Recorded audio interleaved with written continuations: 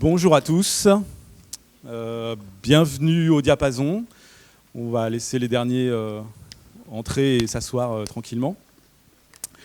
Donc voilà, je vous souhaite tous une bienvenue. Ça fait extrêmement plaisir de voir l'amphi rempli le premier rang au dernier rang pour parler de physique à Rennes. C'est un vrai plaisir pour nous. Je vais juste faire quelques mots très brefs de présentation et puis je laisserai la parole à notre intervenant le plus vite possible. Juste par rapport à ce que vous voyez sur l'écran en ce moment, 2018 pour l'Institut de physique de Rennes, c'est une année particulière parce que c'est l'occasion de fêter les 10 ans de l'Institut. Donc cette année, en 2018, on va avoir toute une série d'actions qui sont en train d'être mises en place par les collègues de l'IPR, différents événements de promotion de l'IPR, de connaissances. Il y aura des événements festifs aussi je parle pour les gens de l'IPR, ne vous inquiétez pas. Et pour suivre tous ces événements à travers l'année, on a créé ce petit logo ici qui va nous permettre de marquer à chaque fois, de faire suivre, de faire comprendre que c'est cette année particulière qui sera cet élément de communication qui va nous servir. La première action en fait, de 2018, c'était d'organiser une conférence de l'IPR avec un intervenant exceptionnel. On voulait vraiment quelqu'un qui démarre cette année de façon vraiment top niveau. Et donc on a le grand plaisir d'accueillir aujourd'hui Serge Haroche, qui a bien voulu accepter, et je le remercie encore, notre invitation, pour lancer ce cycle de conférences l'année 2018 avec nous. Alors Serge Haroche, je ne vais pas vous refaire son CV, vous le trouverez très très vite sur vos tablettes. Là, les plus jeunes, ils sont déjà en train de surfer dessus, déjà pour savoir sûrement. Simplement pour ceux qui ont oublié leur téléphone, en quelques mots, il est membre de l'Académie des sciences françaises, il est aussi membre de plusieurs académies nationales de différents pays. Il est professeur au laboratoire Kessler-Brossel du département de physique de l'ENS. Il a été professeur au Collège de France, il a eu la chaire de physique quantique pendant une quinzaine d'années. Voilà, il a reçu un grand nombre de prix internationaux divers et variés. Juste pour aussi là, vous cadrer les choses, j'en retiendrai juste deux. La médaille d'or du CNRS en 2009 et bien évidemment, vous avez vu sur les affiches, en 2012, le prix Nobel de physique avec David Wineland, conjointement, sur des expériences de mécanique quantique, des expériences qui permettent de visualiser des choses, de mettre en évidence des concepts qui avaient été proposés il y a bien longtemps théoriquement. Donc je vais passer la parole dans quelques secondes à notre intervenant. Le titre, voilà, donc vous pouvez, le logo peut disparaître, on peut lancer la version de l'intervention.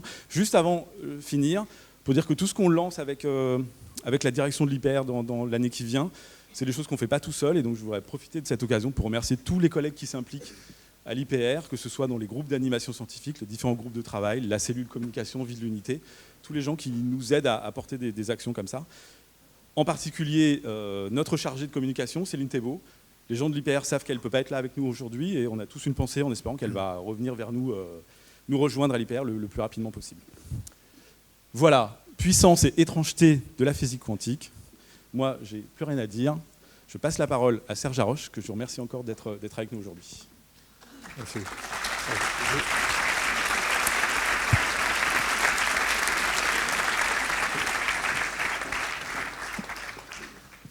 Bonjour, est-ce que vous m'entendez ? Je suis très heureux d'être là aujourd'hui pour vous parler de physique quantique. J'ai donné un titre un peu provocant, Puissance et étrangeté de la physique quantique, pour souligner un paradoxe de cette physique. Puissance parce qu'elle a un pouvoir prédictif et explicatif du monde qui nous entoure, qui est extrêmement grand. On peut dire qu'en physique, c'est peut-être la théorie la plus aboutie, celle qui a permis de comprendre le monde depuis l'infiniment petit jusqu'à certains aspects de la cosmologie de l'infiniment grand. Et non seulement elle nous a permis de comprendre, mais elle nous a également ouvert les portes du monde microscopique en nous permettant de nous servir de ses propriétés pour développer des instruments, des appareils qui ont révolutionné notre vie quotidienne. Et je pense que dans la vie qui nous entoure, il n'y a pas un appareil, qu'il s'agisse de laser, de téléphone cellulaire, d'appareils d'imagerie, de résonance magnétique par exemple, qui n'utilise pas des concepts quantiques. Donc c'est une théorie extrêmement puissante, mais l'aspect paradoxal, c'est qu'elle paraît étrange. D'abord au commun des mortels, à ceux qui ne sont pas physiciens, elle paraît très mystérieuse parce qu'elle s'appuie sur... elle met en évidence des propriétés de la matière qui sont très contre-intuitives. Je vous parlerai du principe de superposition, de la notion d'intrication qu'on ne rencontre pas dans la vie quotidienne, qui n'apparaissent pas dans le monde macroscopique. Donc cette étrangeté quantique qui est symbolisée par la fameuse image du chat de Schrödinger, dont je parlerai de façon plus approfondie dans la suite de l'exposé. Donc cette étrangeté est en général voilée à l'échelle macroscopique, et nos sens, notre intuition du monde, qui est basée sur notre expérience personnelle, et à travers les générations, la théorie de l'évolution, notre cerveau a été habitué, a été conçu pour comprendre le monde macroscopique qui nous entoure et réagir aux phénomènes physiques de ce monde macroscopique. On n'est pas habitué, on n'a pas d'intuition de ce qui se passe au niveau microscopique. Donc pendant très longtemps, il y a eu un hiatus entre le monde microscopique et le monde macroscopique. Même pour les physiciens, les problèmes d'interprétation de la théorie quantique ont posé des problèmes et des discussions extrêmement longues et ardues entre les fondateurs de la théorie eux-mêmes, qui n'avaient pas la même interprétation, dont certains acceptaient ces idées étranges facilement, comme Niels Bohr et d'autres qui ont résisté pendant toute leur vie à ces idées en pensant que la physique quantique allait dépasser ce stade. Je pense à des gens comme Einstein et Schrödinger. Donc il y a eu de très nombreuses discussions à ce sujet.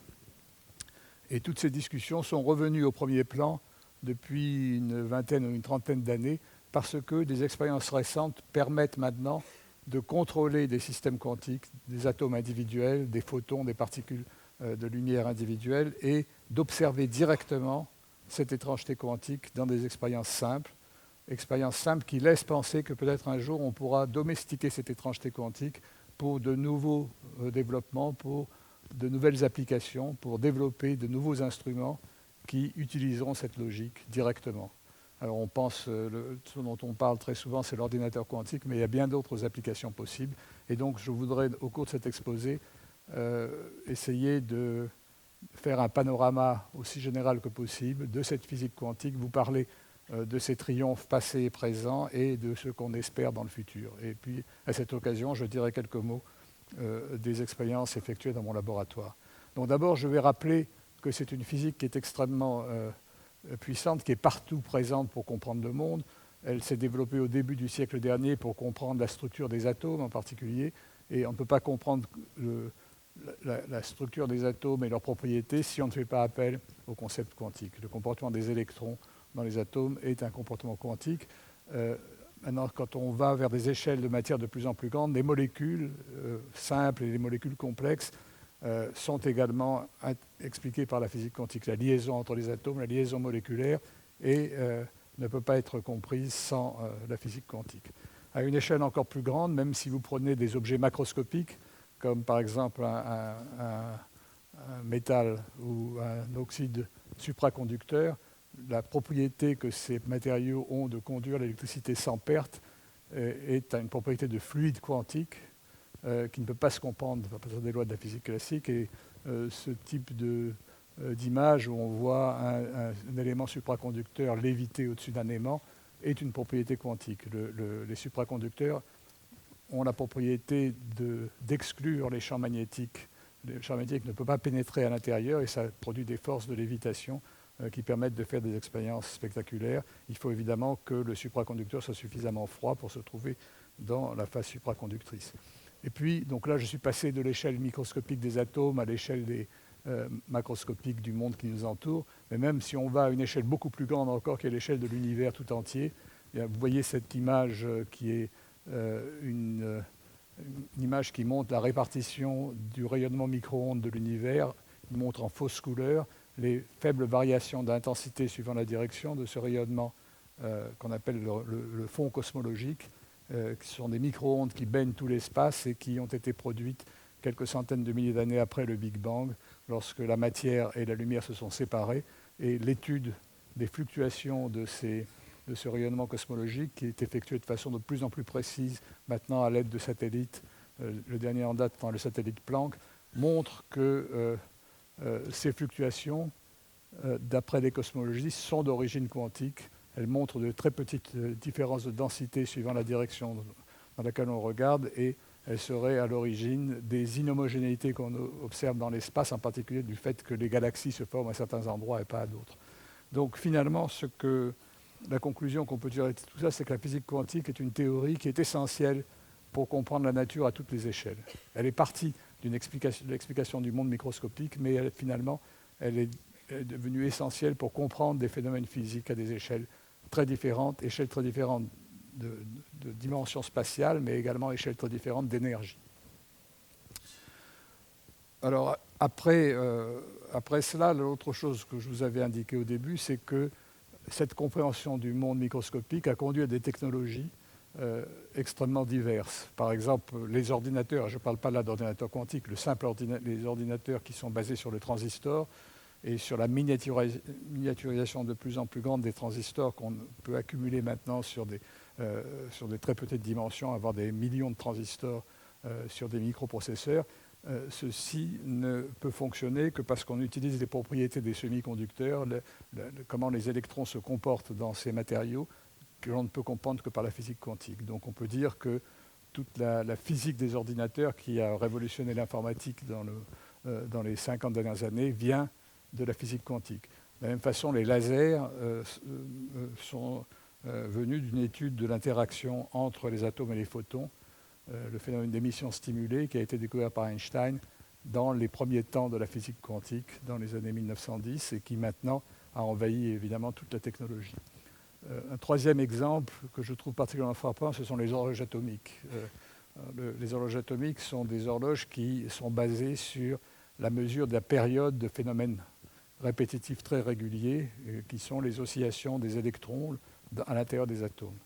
Alors, au préalable, les horloges étaient basées sur les oscillations d'un pendule mécanique ou les oscillations d'un ressort dans une montre à ressort, ou encore les oscillations d'un quartz dans les montres à quartz. Et la précision de ces oscillateurs mécaniques augmente avec la fréquence de l'oscillateur.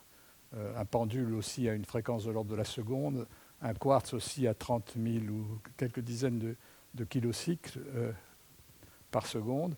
Et la précision entre le pendule du XVIIe siècle et la montre à quartz du XXe, en 4 siècles, la précision a augmenté de 6 ordres de grandeur. On est passé de pendules qui gardaient le temps avec une précision de l'ordre de la minute par jour à la seconde par an avec les meilleurs quartz. Donc 6 ordres de grandeur en 400 ans, depuis que la physique quantique a permis de remplacer ces oscillateurs par des oscillateurs atomiques, on a gagné encore 10 ordres de grandeur de plus. Et maintenant, on a des horloges qui gardent le temps avec une précision de l'ordre de la nanoseconde, voire de la picoseconde par jour, c'est-à-dire de l'ordre d'une seconde sur l'âge de l'univers, qui est absolument incroyable. Et ce sont ces horloges atomiques qui sont envoyées dans des satellites et qui envoient des signaux qui sont synchronisés entre elles et qui envoient des signaux qui nous permettent de nous positionner par triangulation à la surface de la Terre avec une précision extraordinaire. Donc ça, c'est encore une conséquence de la physique quantique, et pas seulement d'ailleurs de la physique quantique, également de la théorie de la relativité, parce qu'il faut tenir compte des corrections relativistes liées au fait que ces horloges se déplacent les unes par rapport aux autres et qu'elles sont à des différences de hauteur dans le champ de gravitation terrestre. Si on ne faisait pas ces corrections, le GPS serait complètement inutile. La dernière application que je cite ici, c'est l'imagerie par résonance magnétique. Donc la résonance magnétique nucléaire est également un phénomène qui ne peut être compris que par la physique quantique. Les propriétés magnétiques des noyaux des atomes qui tournent dans un champ dont le moment magnétique tourne dans un champ magnétique émettent des signaux radiofréquences qui peuvent être détectés par des bobines et traités par des ordinateurs pour reconstituer des images extraordinaires de l'intérieur de notre corps. C'est la combinaison de plusieurs technologies quantiques. La résonance magnétique en elle-même, le fait qu'il faut des champs magnétiques intenses avec des bobines supraconductrices, c'est encore une propriété quantique, et puis le fait qu'il faut des ordinateurs puissants pour analyser ces images. Donc voilà des technologies qui étaient complètement inimaginables par les physiciens autour de l'année 1900, au moment où les premières idées quantiques commençaient à apparaître. Ils n'avaient absolument aucune idée de ce qui allait venir par la suite. Je vous montre ici, en 1900, donc le pape de la physique, l'un des physiciens des plus accomplis de l'époque, c'était Lord Kelvin, qui était un grand thermodynamicien vivant en Angleterre.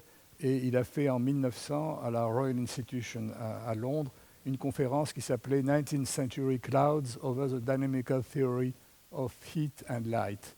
Et donc c'est un exposé dans lequel il dit que la physique classique a eu des succès extraordinaires, mais qu'il reste deux petits nuages à l'horizon de la physique qui ne sont pas explicables par la physique classique. Un de ces nuages est lié à la théorie de la chaleur de Maxwell, et l'autre à la théorie de propagation de la lumière dans l'éther. On pensait qu'il y avait un milieu qui baignait tous les corps transparents et le vide, dans lequel la lumière se propageait. Et des expériences à la fin du XIXe siècle, la fameuse expérience de Michelson en particulier, qui a montré qu'il ne pouvait pas y avoir d'éther, que la lumière ne pouvait pas se propager dans un milieu matériel. Et les expériences sur le rayonnement du corps noir montraient également que la théorie thermodynamique qui cherchait à expliquer le couplage entre la matière et la lumière était incompatible ne donnait pas des résultats compatibles avec les résultats expérimentaux. Et donc, cet article est remarquable parce qu'on voit comment Lord Kelvin est arrivé à pointer vraiment les deux problèmes qui allaient donner naissance. D'une part, l'un de ces nuages devait conduire à la théorie de la relativité et l'autre à la physique quantique. Mais à cette époque-là, ni Lord Kelvin ni personne ne pouvait prévoir ce qui allait se passer, quelles allaient être les conséquences de cette physique. En 1900, il y a eu, la même année l'année de cette conférence, il y a eu à Paris une grande exposition universelle, l'exposition de 1900 qui s'est déroulée près de la Tour Eiffel, sur la place du Trocadéro et dans les environs. Et c'était une époque de grand enthousiasme pour la science. Et on se demandait, on pensait que l'humanité allait vers un avenir radieux. On était encore avant la Première Guerre mondiale. Il y avait encore une certaine forme de globalisation. Déjà une certaine forme de globalisation. Les différents pays européens, en particulier, sont venus à cette exposition universelle. Et la grande question qui se posait, c'est jusqu'où vont aller les progrès de la science. Et il y a eu un concours qui consistait à essayer d'imaginer quelle serait la physique, quelle serait la technologie en l'an 2000, 100 ans après l'année 1900. Et des cartes postales ont été imprimées un peu partout en Europe, en France, en Angleterre, en Allemagne. Et vous voyez le genre de prédiction que les gens faisaient en 1900 pour l'an 2000.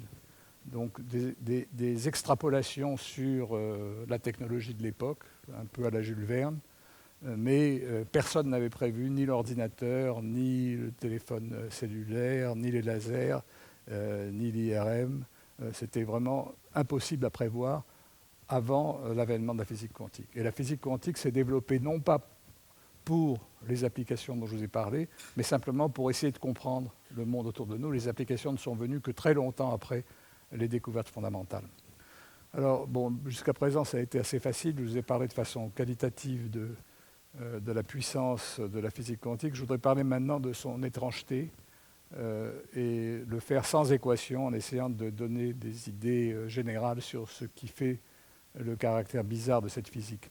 Elle est basée sur un principe fondamental qui est le principe de superposition des états, qui dit qu'un système quantique, s'il peut exister dans différents états décrits classiquement de façon correspondant à des états classiques différents, alors il peut se trouver simultanément dans tous ces états, suspendus entre différentes réalités classiques, et on appelle cela une superposition d'états parce qu'il existe une représentation mathématique des états. Et dans cette représentation mathématique, eh bien, on fait la somme au sens mathématique du terme, au sens où on ajouterait des vecteurs dans un espace abstrait. Et ces états superposés, ce sont des états qui se traitent mathématiquement de façon très simple dans cet espace virtuel. Donc le principe de superposition des états, et une de ses conséquences, c'est la notion d'intrication. Ça conduit au fait que si deux systèmes ont interagi entre eux, et qui se trouvent dans une superposition d'états non séparables, c'est-à-dire qu'on ne peut pas décrire chacun des systèmes indépendamment de l'autre, même si on les sépare ensuite par une distance arbitrairement grande, ce qu'on va faire sur un des systèmes va avoir une répercussion immédiate sur la distribution des possibilités de résultats de mesure sur l'autre. Et donc il y a une espèce de lien immatériel à distance entre des systèmes qui ont interagi, qui est impossible de comprendre classiquement et qui est un des traits de la physique quantique, qu'on appelle l'intrication. Et ces deux notions de superposition d'états et d'intrication sont résumées, et j'y reviendrai, dans cette image, cette métaphore du chat de Schrödinger. Schrödinger, dans les années 1930, en développant les idées quantiques, à imaginer une expérience dans laquelle un chat serait suspendu dans deux états superposés, un état où il est vivant, un état où il est mort, et il a analysé cette situation de façon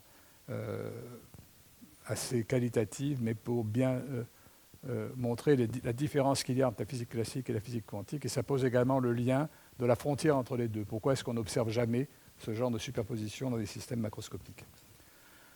Donc c'est une étrange logique qui est à l'œuvre dans le monde microscopique, mais en général, elle est voilée dans les grands objets, dans les objets macroscopiques de la vie quotidienne.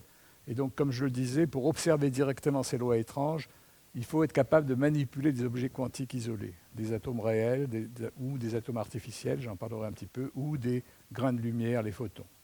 Et donc ceci est maintenant devenu possible, et c'est devenu possible à cause des technologies que la physique quantique a permises, en particulier à cause du développement des lasers et des ordinateurs. Donc on a ici un cercle vertueux où on voit que la physique théorique permet de développer des appareils qui, à leur tour, permettent de faire des expériences qui mettent en question, qui posent, qui testent de façon de plus en plus précise les principes que la physique théorique a mis en avant en amont.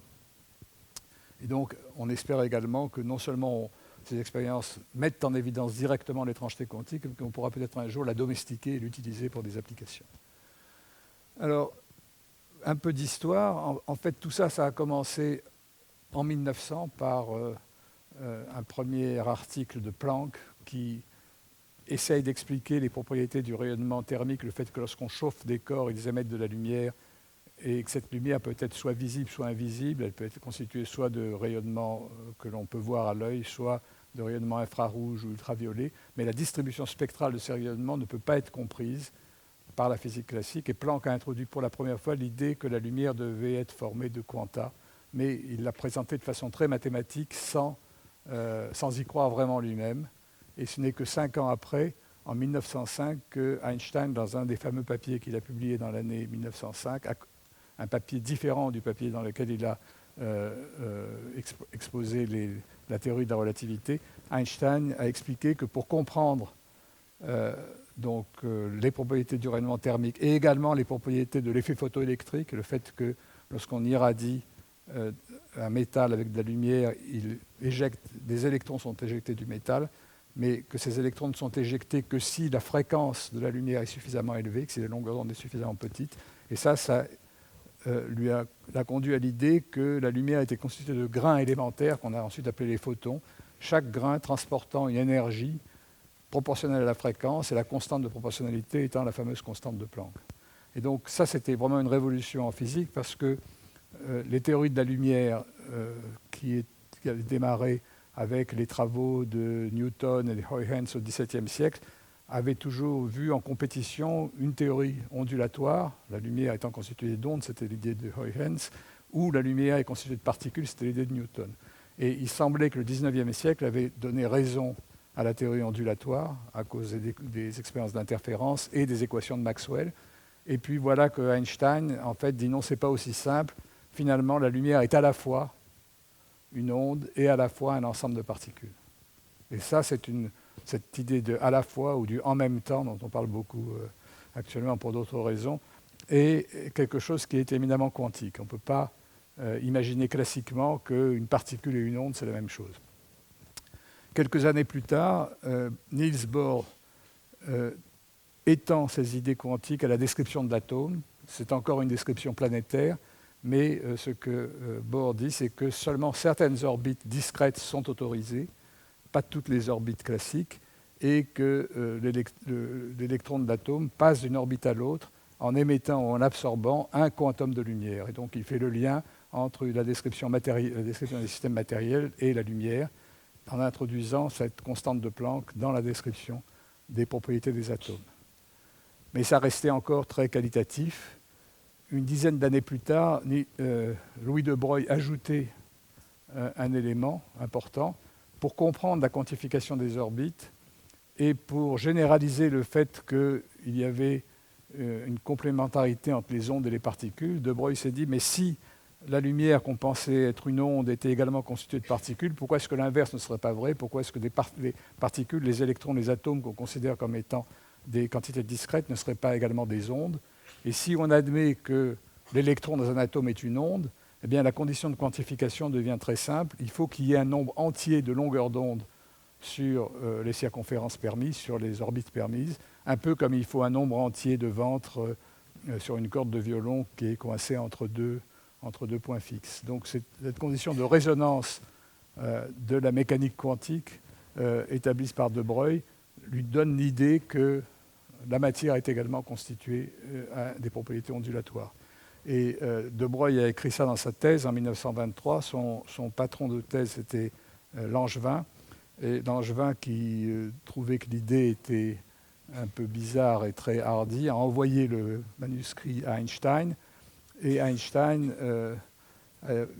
dans la lettre de réponse à Langevin, a eu cette phrase qui est assez célèbre, que de Broglie avait contribué à lever un pan du grand voile. Alors c'est le voile qui cache le monde microscopique à nos yeux. Et ce grand voile a été complètement levé quelques années plus tard par les travaux d'Heisenberg, de Schrödinger et de Dirac, qui ont mis sous forme mathématique rigoureuse tous ces concepts qui apparaissaient de façon un peu empirique et un peu décousus dans les résultats d'Einstein, de Bohr ou de Broglie. Et donc c'est là que la théorie, en 1925-26, que la théorie quantique a vraiment abouti. Et elle décrit donc un monde dans lequel il y a un dualisme entre l'aspect ondulatoire et l'aspect particulaire. Ce dualisme introduit la notion de superposition. Si vous dites qu'une particule peut être à différents endroits à la fois, peut-être une onde, ça veut dire qu'elle peut être à plusieurs endroits à la fois. Et donc ce caractère ondulatoire se manifeste mathématiquement par le fait que la particule est dans une superposition d'états correspondant à toutes les positions possibles. Et enfin, cette onde, en fait, il se trouve que c'est une onde, la physique quantique postule que c'est une onde de probabilité, c'est une onde dont le carré de l'amplitude mesure la probabilité d'obtenir la particule en un point donné, et donc elle a introduit l'idée que la physique quantique n'est pas déterministe, elle ne peut que calculer, prédire des probabilités de résultats d'événements, et donc elle tourne le dos au déterminisme de la physique classique auquel les physiciens croyaient de façon absolue depuis Newton en passant par Laplace au XIXe siècle. Et c'est cette idée que la physique quantique n'est pas déterministe qui déplaisait beaucoup à Einstein et qui fait qu'Einstein s'est opposé pendant très longtemps aux interprétations de la physique quantique et a eu de nombreuses discussions avec Bohr à ce sujet. Donc, dualité onde-particule que je résume ici. Donc, la lumière est une onde et à la fois un ensemble de photons.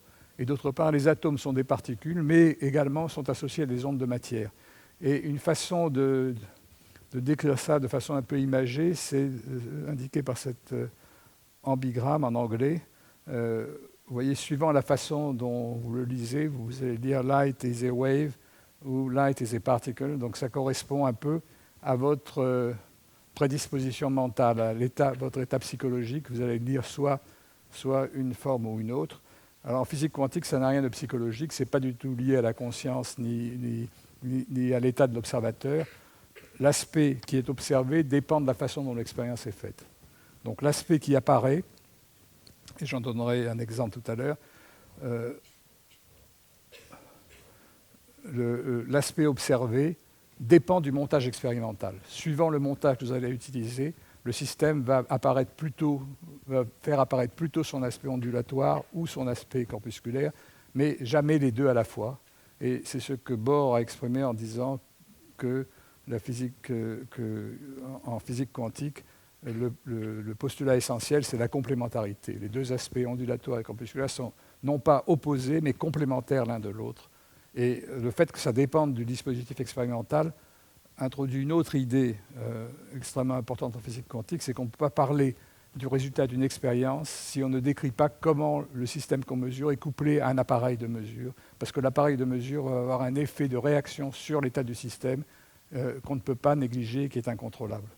Alors tout ça, c'est des idées qui maintenant sont bien acceptées, mais qui ont été parues très étranges aux fondateurs de la physique quantique. Et Niels Bohr, qui aimait beaucoup les phrases paradoxales, disait que si vous n'êtes pas choqué par la physique quantique, c'est que vous ne l'avez pas comprise, finalement. Donc, à quoi ça conduit tout ça ? Il y a une expérience qui met en évidence cette complémentarité entre des aspects ondulatoires et corpusculaires et qui fait apparaître ces concepts de façon extrêmement simple. C'est l'expérience d'interférence qui a été connue depuis le début du XIXe siècle, et l'expérience des fentes de Young, ou l'expérience du biprisme de Fresnel, qui est un peu la même chose. On sépare une onde en deux parties, et on recombine les deux parties, et on observe les interférences dans la zone où les deux parties de l'onde se recombinent. Alors, le principe, je vous montre ici le schéma expérimental. Vous avez une source de lumière à gauche. Cette source de lumière émet des particules qui peuvent être des photons ou ça peut être des particules matérielles. Elle traverse un écran qui est percé de deux fentes X et Y, et on les recueille sur un deuxième écran, et on voit apparaître des franges brillantes, là où les particules s'accumulent, des franges sombres, des régions où les particules ne peuvent pas s'accumuler entre les deux. Cette expérience est extrêmement simple à comprendre si on considère qu'on a affaire à une onde. C'est d'ailleurs cette expérience qui, au début du XIXe siècle, a fait dire aux physiciens que c'était Huygens qui avait gagné par rapport à Newton, que la lumière était une onde. À ce moment-là, il suffit d'admettre que l'onde émise par la source est divisée en deux ondelettes qui émergent des deux fentes. Ces ondelettes se propagent, elles s'étendent dans l'espace, et dans certaines directions, les deux ondelettes sont en phase, et donc ça donne de la lumière, et dans d'autres directions, lorsque la différence de marche est égale à un multiple impair de demi-longueur d'onde, les deux oscillations sont en opposition de phase, et ça donne de l'ombre. Donc, dans le cas de l'explication de la théorie ondulatoire, il n'y a pas de problème. Mais qu'est-ce qui se passe maintenant? Comment est-ce qu'on peut interpréter cette expérience si on a affaire à des particules? Et une façon de mettre la nature au pied du mur, de la forcer à répondre à cette question, c'est d'utiliser une source de particules suffisamment peu intense pour que les particules traversent l'appareil une à une. On sait le faire maintenant avec des photons et avec d'autres types de particules. Et je vais vous montrer le résultat de l'expérience sur cet écran. C'est une expérience réelle qui est faite avec une source de photons unique. On sait réaliser maintenant des sources où les photons sont émis par la source un à un. Et vous allez voir sur cet écran comment la figure d'interférence se forme. Vous voyez qu'au début, les particules vous voyez les particules qui impactent l'écran une à une. Et puis, lorsque suffisamment de particules sont arrivées sur l'écran, on voit se former statistiquement la figure de frange d'interférence. Et on peut reconstruire l'histogramme, et vous voyez clairement qu'il y a des régions de l'espace où les particules arrivent, et d'autres où elles n'arrivent jamais, au bruit près. Et donc, dans cette expérience, telle qu'on la voit là, la nature nous dit deux choses contradictoires. Chaque photon qui arrive, qui fait un impact ponctuel, semble nous dire la lumière est formée de grains, les photons. Et puis, statistiquement, quand suffisamment de photons sont arrivés sur l'écran, eh bien, la nature nous dit la lumière est une onde, regardez les interférences qui sont produites, mais il s'agit d'une onde de probabilité. Vous voyez que cette onde représente la probabilité, le carré de cette onde représente la probabilité pour que les photons soient observés en un point ou un autre. Alors, c'est une expérience donc, qui a été faite il y a une dizaine d'années à l'ENS Cachan par Jean-François Roch et qu'on pouvait trouver pendant un certain temps sur l'Internet. On pouvait la charger sur l'Internet. Mais la question fondamentale qui se pose là, elle est très simple. Comment est-ce qu'on peut comprendre cette expérience si les particules traversent l'appareillage une à une? Si les photons pouvaient être décrits comme des particules classiques, ça veut dire que la moitié des particules doivent passer par la fente X et l'autre moitié par la fente Y. Et donc si vous divisez cet ensemble en deux sous-ensembles, le sous-ensemble qui passe par la fente X doit donner une tâche de diffraction continue sur l'écran. Le sous-ensemble qui passe par la fente Y doit donner également une tâche continue, et ces deux tâches continues ne donnent pas d'effet d'interférence. Donc on ne peut pas comprendre les interférences si on admet que les particules passent par une fente ou par l'autre. Et la seule façon de s'en tirer, c'est d'admettre que chaque photon doit passer à travers les deux trous à la fois, d'une façon ou d'une autre, et ça veut dire qu'il n'y a plus de trajectoire classique. Il n'y a plus de trajectoire classique possible, et ceci implique le principe de superposition. C'est ce qu'on écrit en disant que l'état du photon au moment où il traverse les fentes est une superposition de l'état correspondant au passage à travers le trou I, la fente X, et de l'état correspondant à la traversée de la fente Y. Donc c'est la seule formule que j'écrirai là, mais c'est effectivement, lorsqu'on établit la théorie mathématique de la physique quantique, on est amené à écrire des équations de ce genre, et ces notations, c'est la notation des quêtes de Dirac. On met symboliquement l'état du système entre ces parenthèses particulières qui représentent symboliquement un état. Le même dilemme s'applique pour la matière. On a fait exactement la même équation, la même expérience avec des électrons traversant un à un. On l'a fait avec des atomes, avec des molécules de plus en plus lourdes, et on montre à chaque fois ce comportement. Les électrons, les atomes, les molécules sont à la fois des ondes et des particules, et le principe de superposition s'applique à eux aussi. Et là, on se rapproche de l'idée de Schrödinger. Vous voyez que si vous prenez une grosse molécule, lorsqu'elle va traverser l'écran, elle va être passer à la fois à travers la fente de gauche et la fente de droite.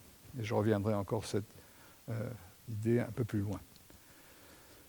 Alors, évidemment, cette idée, Feynman appelait cette expérience l'expérience cruciale de la physique quantique, l'expérience qui démontre la quintessence même de la physique quantique, ce dualisme irréductible entre les aspects ondulatoires et corpusculaires.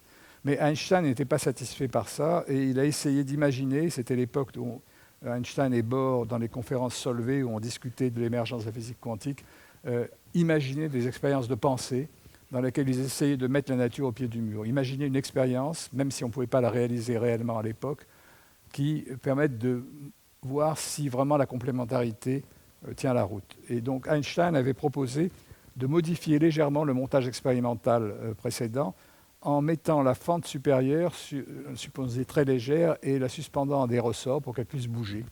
Et l'idée d'Einstein, c'était que si le photon passe par la fente supérieure, il va être diffracté sur les bords de cette fente, il va pousser légèrement cette fente, qui va se mettre à osciller parce qu'elle est accrochée à un ressort.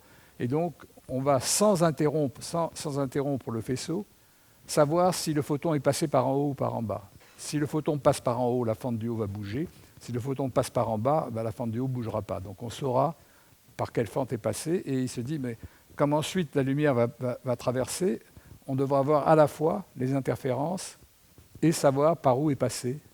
Donc avoir à la fois le photon, donc avoir à la fois l'aspect corpusculaire et l'aspect ondulatoire. Donc Einstein dit, pour trouver le chemin, voir si la fente mobile recule. Alors, Bohr n'a pas eu beaucoup de temps pour répondre à Einstein. Si tu veux utiliser cette information, il faut définir l'impulsion initiale de la fente mobile avec une très grande précision, parce que le photon va lui modifier son impulsion de très peu. Donc il faut que son impulsion soit très bien définie. Donc l'erreur, l'incertitude delta P sur l'impulsion doit être très petite. Mais d'après le formalisme mathématique de la physique quantique, si delta P est très petit, alors la fente va avoir un flou dans sa position. Delta X va être grand, parce que d'après les relations d'incertitude d'Heisenberg, dont vous avez peut-être entendu parler, le produit des incertitudes sur la position et l'impulsion ne peut pas être inférieur à la constante de Planck.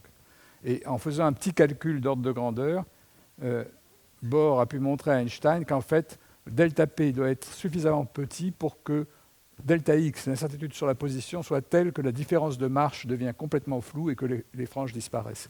Et donc Bohr a montré ainsi à Einstein qu'à l'intérieur même du formalisme de la physique quantique, il n'y a pas de contradiction.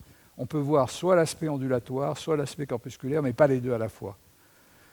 En plus, cette expérience, bien que ça n'ait pas été discuté à l'époque, en plus, cette expérience est une première indication du concept d'intrication. Parce que vous voyez que ce qui se passe dans cette expérience, c'est que la particule qui traverse le système, elle n'est plus seule. On ne peut pas décrire l'état de la particule toute seule. Ce qui se passe, c'est que au moment où la particule traverse l'appareil, elle se trouve dans une superposition de passer par la fente du haut ou par la fente du bas, mais en même temps, dans un cas, la fente va bouger si la particule passe par la fente du haut, et dans l'autre cas, si la particule passe par la fente du bas, la fente du haut ne bouge pas. Et donc l'état particule plus fente est un état intriqué. Vous voyez que lorsque j'écris ça de cette façon-là, je ne peux pas mettre en facteur l'état de la particule que j'ai écrit en bleu et l'état de la fente que j'ai écrite en rouge. Et c'est ça, mathématiquement, l'intrication. C'est que la particule a perdu son individualité quantique. Elle ne peut plus être décrite elle seule par un état quantique. L'état quantique, c'est l'état global de la particule et de la fente. Ces deux états sont intriqués et c'est une situation à la chat Schrödinger. On dirait un chat Schrödinger. En fait, le chat Schrödinger, c'est une élaboration sur cette idée que Schrödinger a décrite en 1935. Au lieu de parler d'une fente qui va dépendre de l'état d'un atome ou de l'état d'un photon, ce qui laisserait la plupart des gens indifférents, il a eu l'idée géniale de remplacer cette fente inanimée par un animal vivant, un chat, dont le sort intéresse davantage les gens. Mais l'idée de l'expérience est exactement la même. on met dans une boîte un chat, donc c'est la fente de tout à l'heure, et on le couple à un atome. Et cet atome peut être soit excité, soit évoluer dans un état où il perd son excitation. S'il perd son excitation, il émet une particule, ça peut être une particule radioactive, une désintégration radioactive, ou il émet un photon en passant d'un état excité à un état stable. Et s'il émet ce photon, il déclenche un dispositif létal qui va tuer le chat. Comme l'atome peut être dans une superposition des deux états, c'est un système microscopique dont de nombreuses expériences montrent qu'il peut être dans une superposition des deux états, alors le chat doit être dans une superposition des deux états aussi. Et donc on doit avoir cet état intriqué de l'atome excité et le chat vivant, plus l'atome désexcité et le chat mort. Et donc vous voyez que c'est exactement la même problématique que celle que je vous indiquais tout à l'heure, avec une expérience qui est effectivement beaucoup plus difficile à faire parce que le chat est très gros. Mais cette expérience montre conceptuellement que pour des systèmes en interaction, le principe de superposition conduit immédiatement à l'intrication. Et puis il pose également une autre question qui est pourquoi est-ce que pour des gros systèmes, on ne voit pas ça? Et qu'est-ce que ça voudrait dire d'avoir un chat à la fois vivant et mort? Et donc ça pose le problème de la frontière entre le monde classique et le monde quantique, ce qu'on appelle la décohérence quantique. Alors, essayons de résumer à ce stade ce qu'on a appris sur la physique quantique. Donc, la superposition des états règne dans le monde quantique. Vous avez un système peut être dans une superposition de deux états de position. Alors, là, je ne sais pas comment le représenter. Ce n'est pas deux particules, c'est une particule qui est à la fois à gauche et à droite. Mais ce n'est pas le seul type de superposition possible. Si vous avez un système atomique qui a deux niveaux, il peut être à la fois dans le niveau inférieur et dans le niveau supérieur. Et une façon de préparer cela, c'est de lui appliquer une impulsion lumineuse ou une impulsion micro-ondes, suivant la distance entre les deux niveaux, qui mélange les deux niveaux, qui fabrique ces superpositions à partir d'un état ou de l'autre. Et donc on peut avoir ce genre de systèmes qui sont à la fois à gauche ou à droite, ou à la fois excités et pas excités.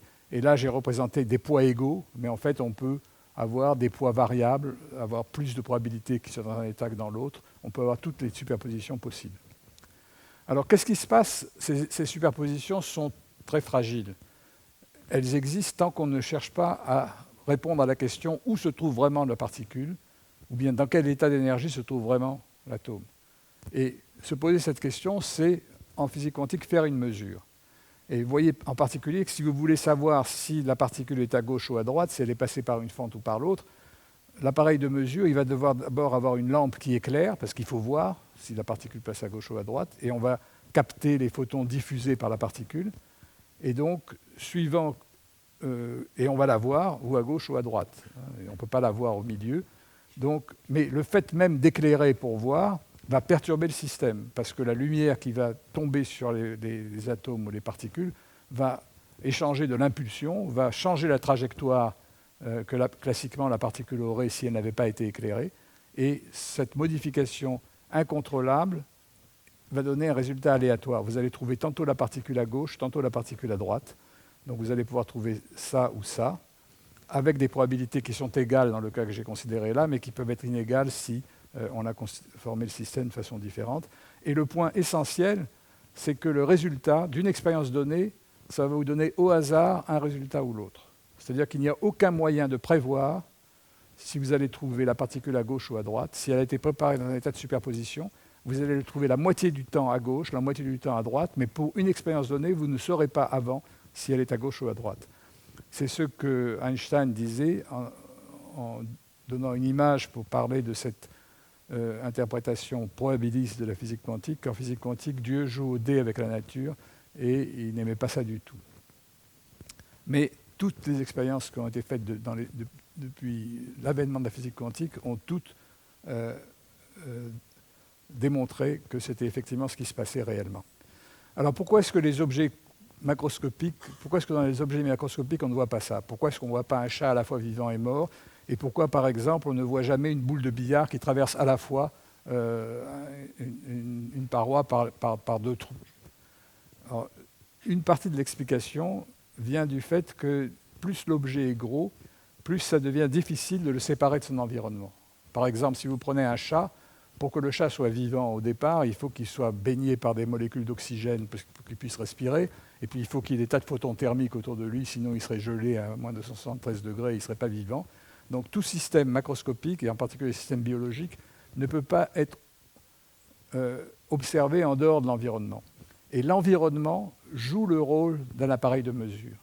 En fait, il y a de l'information qui s'échappe du système dans l'environnement, et cette information, si on était capable de la décoder, nous dirait si la particule, dans ce cas-là, est à gauche ou à droite. Et c'est ça ce qu'on appelle la décohérence. En fait, l'environnement réalise une espèce de mesure, comme le cas de la fente mobile tout à l'heure, qui détruit les superpositions des grands systèmes en les intriquant avec un environnement incontrôlable. Et c'est ce phénomène d'intrication qui dissipe l'information dans l'environnement qui explique en grande partie pourquoi le monde macroscopique apparaît classique. Pourquoi est-ce qu'on ne peut pas voir d'interférence entre un chat vivant et un chat mort, grosso modo.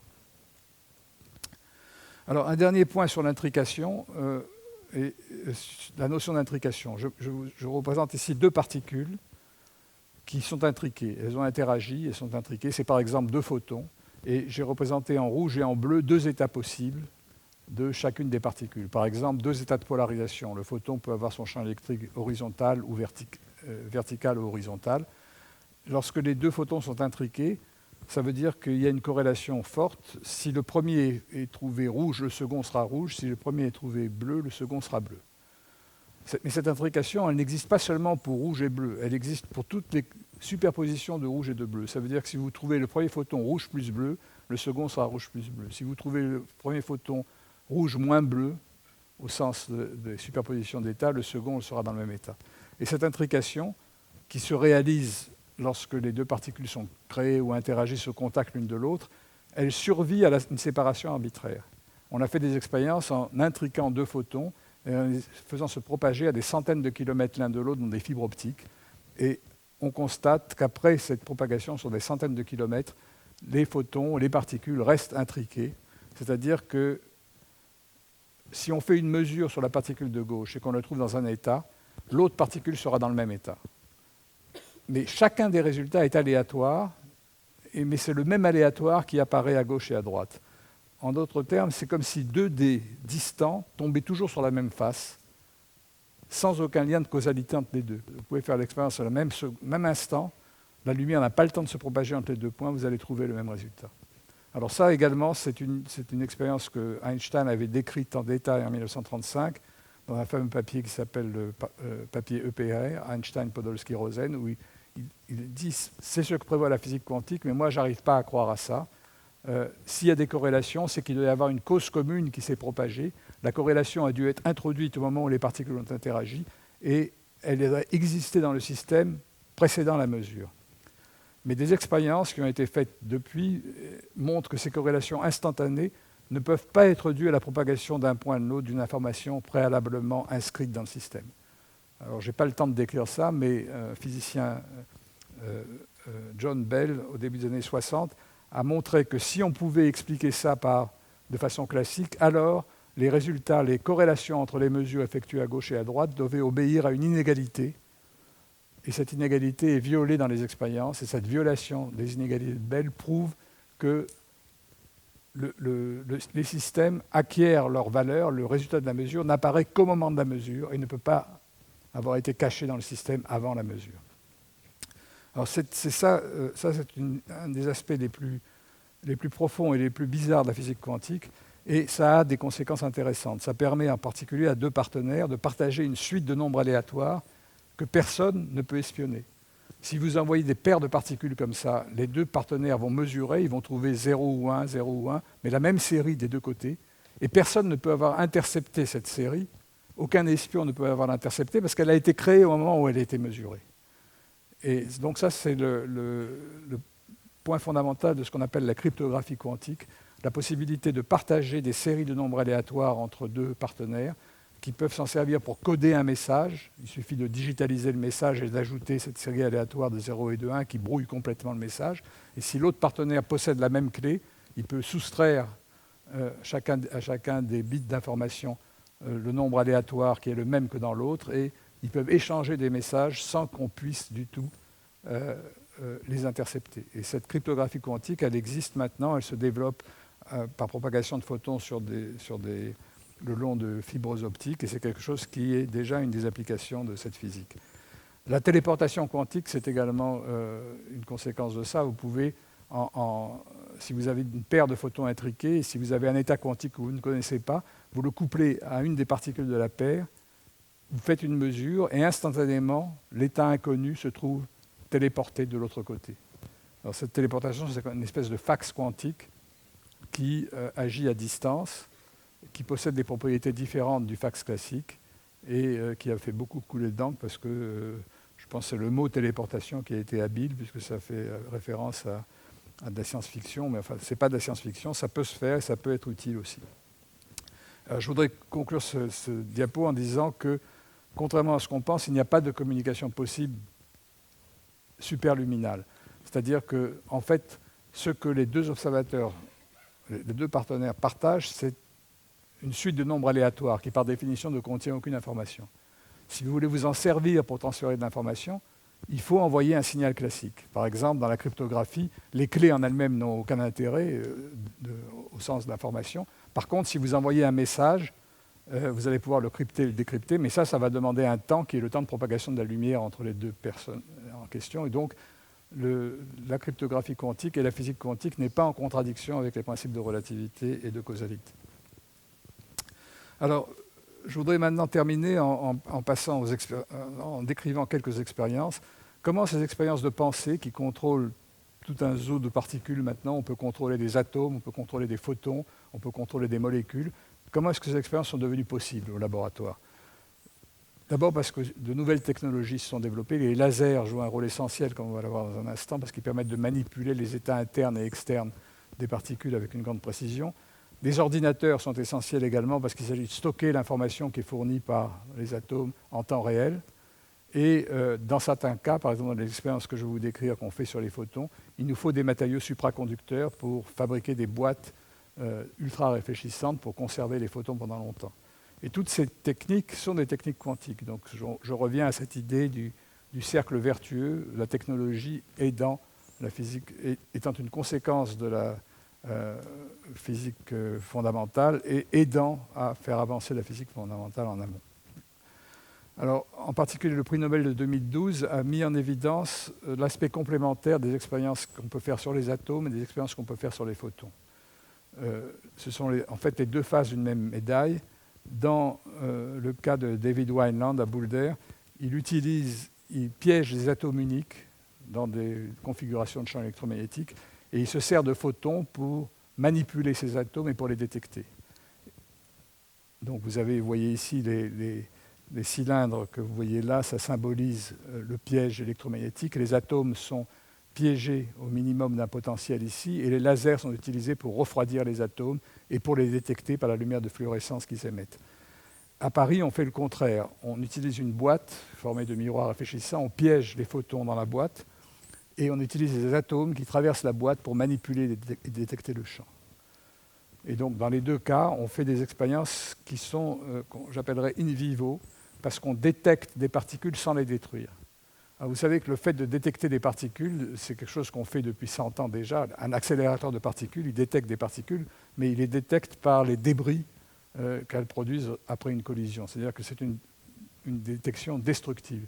Alors que dans ces expériences-là, la détection est beaucoup plus douce et on détecte le changement d'état des atomes sans détruire les atomes. Et encore plus difficile, on détecte les états des photons sans les détruire. Et en fait, si vous y réfléchissez, toutes les méthodes de détection antérieure des photons sont destructrices. Si vous regardez quelque chose, les photons rentrent dans votre œil et sur votre rétine, les photons sont détruits. Vous avez une image qui se forme, mais les photons sont détruits. Et tout photodétecteur usuel détruit les photons en les transformant en un signal électrique. Là, on fait quelque chose de différent. On emporte de l'information sur le photon, mais on ne le détruit pas. Je vais vous dire en quelques mots comment on fait ça.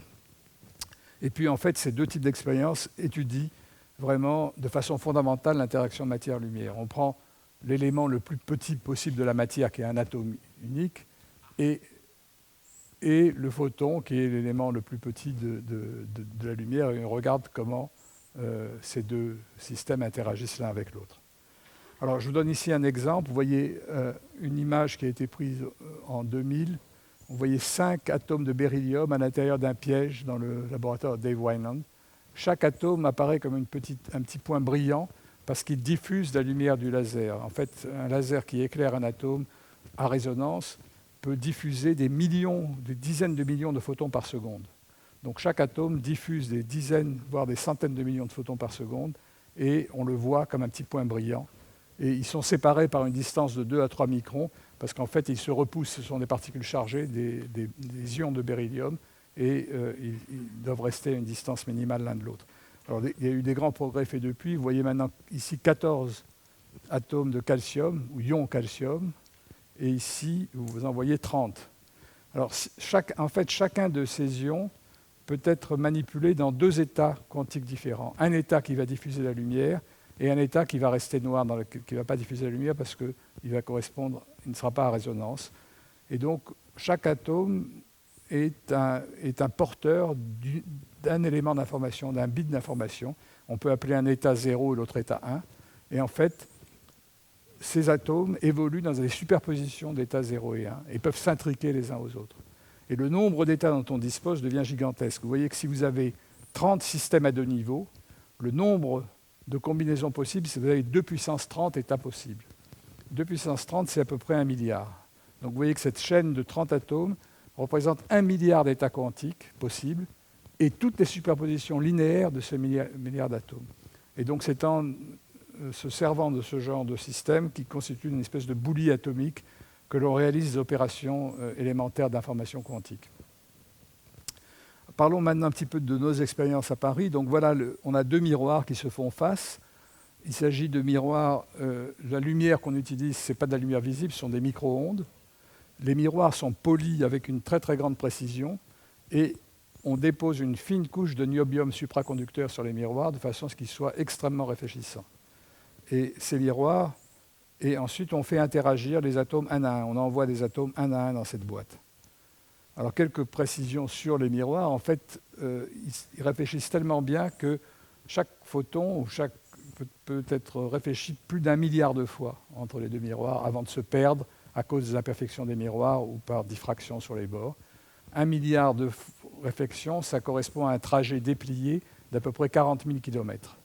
Et 40 000 km, c'est la lumière, le parcours, donc c'est la circonférence terrestre. La lumière parcourt ça en 130 millisecondes. Donc vous voyez qu'on piège la lumière pendant un temps perceptible, de l'ordre d'une fraction perceptible de seconde. Et on envoie les atomes un à un à travers cette boîte, ils interagissent avec le champ et on les détecte ensuite. Et vous voyez, ça paraît très simple comme ça, le montage expérimental est beaucoup plus compliqué. Vous voyez ici, donc, il y a un cryostat parce que tout ça doit être très basse température. Vous avez sur ces tables des lasers qui contrôlent l'état des atomes qui vont interagir avec le système dans la cavité. Vous avez de l'électronique, etc. Bon, je ne vais pas rentrer dans les détails de l'expérience, c'est une expérience qui est assez lourde. Alors, ce n'est pas n'importe quel atome qu'on utilise, on utilise ce qu'on appelle des atomes de Rydberg, et c'est là que les lasers vont intervenir. Qu'est-ce que c'est qu'un atome de Rydberg? C'est un atome dans lequel un électron, vous voyez donc ici, je représente l'atome dans son état fondamental, qui a une dimension de l'ordre de 1 angstrom, mais un électron est porté dans une orbite de très grande dimension. Et c'est vraiment l'atome de Bohr, c'est-à-dire que l'électron se trouve sur une orbite circulaire dont le diamètre est environ 1000 fois plus grand que le diamètre de l'orbite de l'état fondamental. Donc une orbite géante. Et ceci demande donc une préparation complexe à l'aide de lasers et de radiofréquences, je ne vais pas rentrer dans les détails. Et en fait, comme je vous l'avais dit tout à l'heure, la façon de faire intervenir la physique quantique, c'est de dire que cet électron, c'est une onde de matière qui tourne en rond autour du noyau. Et la condition de quantification, c'est qu'il faut un nombre entier de longueurs d'onde de Broglie sur la circonférence. Et ce nombre entier, ça correspond à ce qu'on appelle le nombre quantique principal de cet état circulaire. Ici, vous en avez un qui a 51 oscillations sur le cercle. Et vous voyez que cet état stationnaire, il n'a pas de moment électrique, parce que le centre de gravité de l'électron coïncide avec le noyau. Mais ce qu'on peut faire, en fait, c'est superposer l'état circulaire 51 avec l'état circulaire 50. Pour cela, il suffit d'appliquer une radiofréquence qui est résonante sur la transition entre les états 50 et 51 et l'ajuster pour préparer exactement à poids égal dans la superposition les 2 états. Et vous voyez qu'à ce moment-là, ce qui va se passer, c'est qu'on va avoir une interférence d'ondes de matière. D'un côté de l'orbite les deux ondes vont avoir la même amplitude, donc elles vont se renforcer, alors que de l'autre côté de l'orbite, les deux ondes vont être en opposition de phase, parce que simplement on manque juste une longueur d'onde sur le cercle, et à ce moment-là, on va avoir de l'autre côté une amplitude nulle. Et donc vous voyez que maintenant, le centre de gravité de l'électron va être déplacé par rapport au noyau. On va avoir un dipôle électrique pointant dans une direction donnée.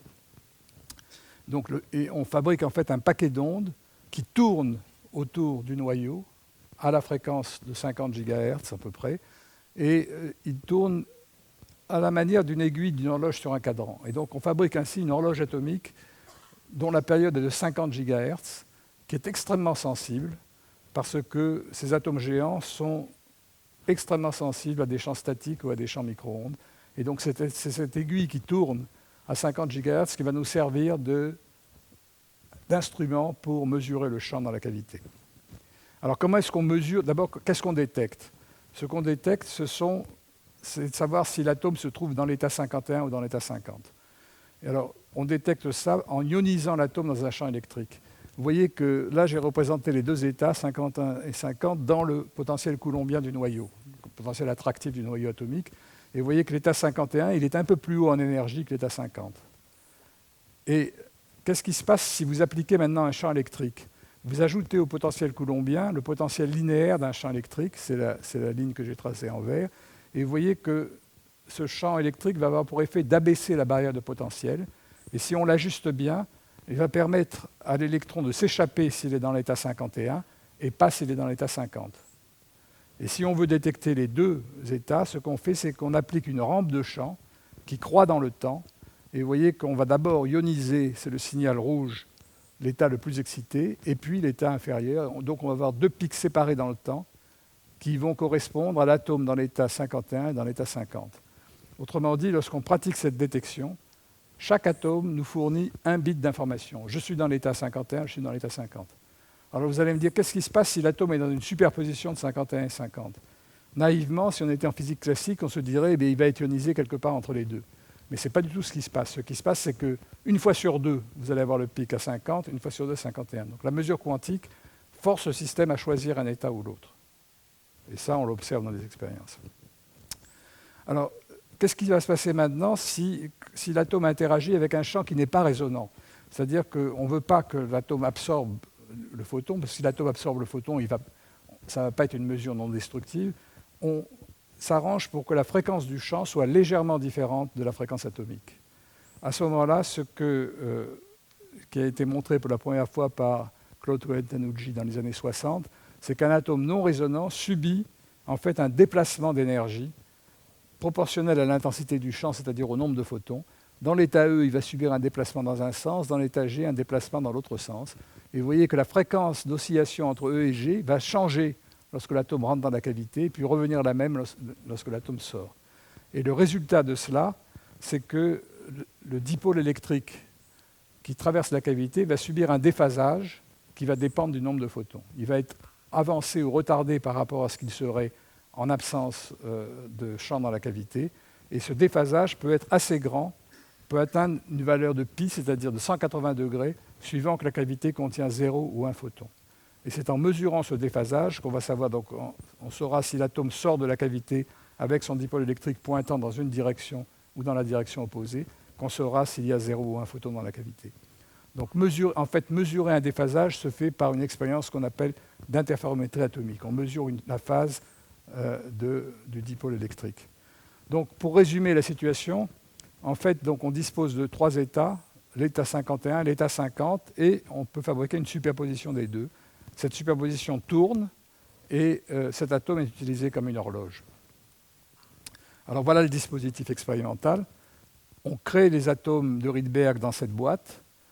Quand ils arrivent, et le champ dans la cavité se trouve à l'intérieur, le champ se trouve à l'intérieur de cette cavité. Et on met cette cavité en sandwich entre deux cavités auxiliaires, R1 et R2. Dans R1, on applique une impulsion lumineuse qui prépare l'état de superposition. Donc ça revient à faire démarrer un chronomètre, si vous voulez. Donc le dipôle pointe dans une direction donnée, on prépare cette superposition, on laisse ensuite l'atome traverser la cavité et interagir avec les photons de la cavité. L'énergie d'un photon est insuffisante pour exciter l'atome, parce qu'on a un désaccord de fréquence, donc le photon ne peut pas être absorbé ou émis, mais ce photon, comme je vous l'ai dit tout à l'heure, il exerce une force sur l'électron qui retarde ou avance sa phase, la phase du dipôle. Donc, suivant qu'il y a 1 ou 0 photon, on s'arrange pour que le dipôle pointe dans une direction ou dans la direction opposée. Alors, si à ce moment-là, on mesure l'énergie, on va trouver aléatoirement un résultat ou l'autre, ce n'est pas très intéressant. Ce qu'on fait, c'est qu'on laisse l'atome traverser une deuxième cavité ici, où on applique une impulsion lumineuse qui transforme cet état-là en l'état A et l'autre état en l'état B. Et donc maintenant, en mesurant finalement l'état de l'atome, on va corréler parfaitement l'état de l'atome au nombre de photons. S'il y a 1 photon, l'atome va sortir dans l'état A. S'il y a 0 photon, il va sortir dans l'état B. Mais les photons ne vont pas, le nombre de photons ne va pas changer. Et voilà le résultat de l'expérience. Vous voyez ici, c'est un champ qui contient 0 ou 1 photon. 0 photon, l'atome sort dans l'état G. Et soudainement, on voit apparaître 1 photon dans la cavité. Ici, là, c'est le signal total. L'échelle de temps, c'est la seconde, vous voyez. Et ici, vous avez donc un agrandissement qui montre le moment exact où le photon apparaît, et ceci correspond à un saut quantique du champ. Le champ saute entre 0 et 1 photon à un instant aléatoire. Vous voyez également que des centaines d'atomes, toutes ces traces rouges ici, voient le même photon. C'est vraiment une mesure non destructive. Quand le photon apparaît ou disparaît, ce n'est pas le détecteur qui l'a fait disparaître ou apparaître, c'est le fait que la cavité n'est pas parfaite. Donc ceci, c'est constitué pour la première fois la détection non destructive de photons uniques. Alors on peut étendre la mesure à des champs qui contiennent un nombre de photons plus grand. Voilà par exemple un champ qui contient au départ 4 photons et qui descend en marche d'escalier vers le vide, 4, 3, 2, 1, 0 photons. Et on voit à chaque fois que la durée de ces marches est aléatoire. Classiquement, on s'attend à ce qu'un champ dans une cavité décroisse de façon exponentielle. Mais vous voyez que la physique quantique dit que sur une trajectoire quantique donnée, ce n'est pas une exponentielle, c'est une marche d'escalier. Et on retrouve l'exponentielle en moyennant un très grand nombre de marches d'escalier. Et j'insiste sur le fait que ce n'est pas la mesure qui détruit les photons, mais l'imperfection de la cavité. Alors, la dernière chose dont je voudrais parler en quelques minutes, c'est revenir au problème du chat de Schrödinger. Pour l'instant, j'ai décrit des expériences dans lesquelles c'est l'aspect corpusculaire des photons qui intervient. On compte des photons dans une boîte comme on compterait des billes dans une boîte. Mais la lumière est également une onde. C'est-à-dire qu'il y a une autre propriété de la lumière qui est complémentaire, qui est le fait qu'elle peut avoir une phase bien définie. Et la propriété de phase est complémentaire de la propriété de nombre de photons. Qu'est-ce qu'on peut faire si on prépare dans la boîte non pas un nombre de photons bien défini, mais une superposition de nombre de photons qui correspond à un champ qui a une phase bien définie. Et je vais vous montrer qu'on peut à ce moment-là faire une expérience de type chat de Schrödinger. Alors, je vous rappelle les ingrédients du chat de Schrödinger. Ici, vous avez une boîte. Dans la boîte, vous mettez un chat. Dans notre cas, la boîte, c'est les 2 miroirs. Et le chat, ça va être un champ dans la cavité de quelques photons. Vous faites interagir ce chat avec un atome qui peut être excité ou désexcité et un système qui va coupler l'atome avec l'état du chat. Dans notre cas, l'atome, c'est notre atome de Rydberg. Et suivant son état, cet atome de Rydberg va forcer le champ à avoir une phase ou une autre. Et qu'est-ce qui va jouer le rôle d'environnement ? La décohérence va être provoquée par le fait que les photons vont finir par se perdre. On ne peut pas garder ce champ indéfiniment. La perte de photons, c'est une fuite d'informations dans l'environnement, donc c'est une cause de décohérence. Alors, évidemment, le champ n'est pas vivant ou mort ici. La propriété classique, c'est que le champ a une phase ou une autre. Alors, comment est-ce qu'on décrit la phase d'un champ ? Classiquement, un champ qui a une phase bien définie, c'est une sinusoïde. L'amplitude du champ varie de façon sinusoïdale. Et vous avez ici, sur cette sinusoïde, 2 paramètres importants, l'amplitude de la sinusoïde et sa phase qui détermine les instants auxquels l'oscillation va passer par un maximum. Et on sait, les ingénieurs et les mécaniciens savent au moins depuis Fourier, qu'on peut représenter un champ qui a une amplitude d'une phase donnée par un vecteur dans un espace, depuis Fresnel aussi, ce qu'on appelle l'espace de Fresnel. Un champ qui a une amplitude donnée représenté par un vecteur dont la longueur correspond à l'amplitude du champ et dont la direction correspond à la phase du champ. Par exemple, les trois champs que j'ai représentés ici sont des champs qui sont à 120 degrés de phase de différence l'un par rapport à l'autre, et donc ils sont représentés dans le plan de Fresnel par 3 vecteurs à 120 degrés l'un de l'autre. Ça, c'est de la physique classique. En physique quantique, on généralise ça en disant simplement que le vecteur qui représente un champ quantique ne peut pas avoir à la fois une amplitude et une phase bien définies. Il y a une incertitude quantique qui est une autre expression des relations d'incertitude qui indique que si on veut avoir une phase bien définie, il faut accepter un flou sur le nombre de photons. Le produit des incertitudes sur le nombre de photons et la phase est limité par cette expression. À ceci près, vous voyez qu'on a une représentation du champ qui est ici représentée par une distribution à 2 dimensions, représentée en fausse couleur. Rouge, ça veut dire que la probabilité que le champ ait cette valeur-là est grande. Et vous voyez ici que vous avez ce flou. Alors, qu'est-ce qui se passe maintenant si vous préparez un champ comme cela dans la cavité et vous envoyez un seul atome? Vous commencez par préparer l'atome dans une superposition des états E et G, A ou B. Et quand l'atome est dans un état, il va pousser la phase du champ dans une direction. Et s'il est dans l'autre état, il pousse la phase du champ dans la direction opposée. Et vous voyez qu'ici, vous avez une situation d'intrication entre l'état de l'atome et la phase du champ. Si à ce moment-là, vous faites une mesure de l'atome, vous allez projeter le champ dans cet état-là ou dans celui-là. Alors ça, ce n'est pas très astucieux parce que vous allez détruire la superposition. Si vous voulez conserver la superposition, ce que vous faites, c'est que vous laissez l'atome traverser une seconde zone, R2, dans laquelle vous mélangez à nouveau les états E et G. Et à ce moment-là, lorsque vous allez faire la mesure finale, vous ne saurez pas dans quel état était l'atome quand il a traversé la cavité, et vous allez donc laisser le champ dans une superposition des états E et G. Donc ça, c'est l'expérience que nous avons faite déjà il y a une vingtaine d'années et complétée il y a une dizaine d'années.